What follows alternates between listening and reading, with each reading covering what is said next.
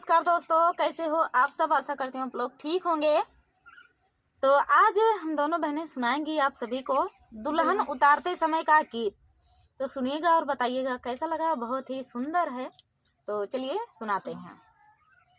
आज मैं कैसे भाभी अकेली चली, आज मैं कैसे भाभी अकेली चली, अपने पापा के घरवा उजारन चली, अपने पापा के घरवा उजारन चली, अपने ससुर के घरवा बसाने चली, अपने ससुर के घरवा बसाने चली। आज मैं कैसे भाभी अकेली चली, आज मैं कैसे भाभी अकेली चली, अपने चाचा का घरवा उजारन चली, अपने चाचा का घरवा उजारन चली, अपने जेठ जी का घरवा बसाने चली, अपने जेठ